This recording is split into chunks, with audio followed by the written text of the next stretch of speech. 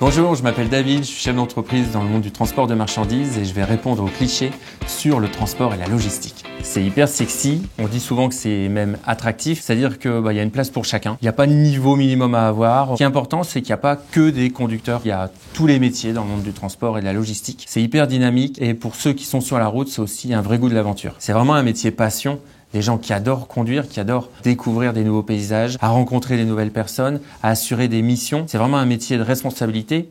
Alors, est-ce qu'on irait si on commence en bas de l'échelle? Moi, j'ai beaucoup de collaborateurs qui ont commencé en logistique, qui étaient ce qu'on appelle caristes. Ils chargeaient et déchargeaient les camions. À force de rencontrer les conducteurs, ils se sont dit, tiens, ça serait sympa de passer mes permis. De là, ils sont devenus tuteurs. Ils se sont mis à encadrer des nouveaux arrivants. Et ensuite, ils ont intégré le pôle formation. Et derrière, passer dans les bureaux, évoluer parfois dans des carrières vers l'exploitation, d'encadrement, de management. Premier truc, je dirais que c'est des conneries, mais...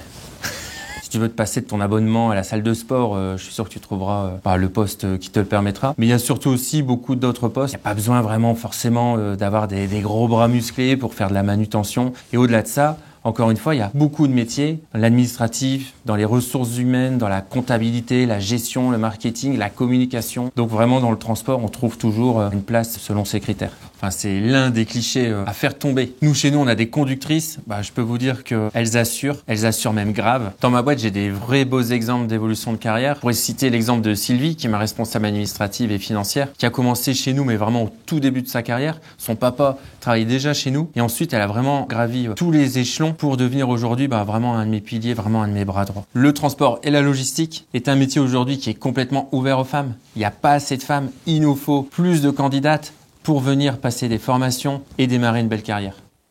Alors, bien au contraire, c'est un milieu qui est hyper innovant au niveau des véhicules, des logiciels, des solutions digitales qu'on utilise avec nos clients. Et la dernière innovation, c'est l'innovation écologique. On a une vraie capacité de remise en cause pour toujours s'améliorer. Et surtout, lorsque vous regardez le poids des marchandises, ça représente 6% des émissions polluantes en France, des émissions de CO2, pour plus de 90% des marchandises qui sont transportées.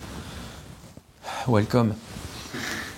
On peut vraiment facilement démarrer de zéro dans le transport et la logistique. Ça peut être du CAP au bac+6. On a beaucoup de formations, beaucoup de débouchés. Il n'y a pas de chômage dans notre secteur d'activité. On embauche. Si tu veux découvrir ces métiers, tu peux aller rencontrer des entreprises comme la nôtre qui ouvrent leurs portes. Mais aussi, tu as un site qui est hyper détaillé, choisistonAvenir.com, où tu vas retrouver toutes les fiches métiers.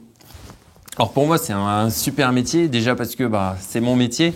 Mais au-delà de ça, c'est un ensemble de métiers. Et d'ailleurs, pour prendre un peu à contre-pied ce qu'on pourrait penser, la première possibilité d'évoluer dans le transport et la logistique, c'est aussi de créer sa boîte. Pour quelqu'un qui est passionné et qui se donne les moyens, ça peut aller très vite.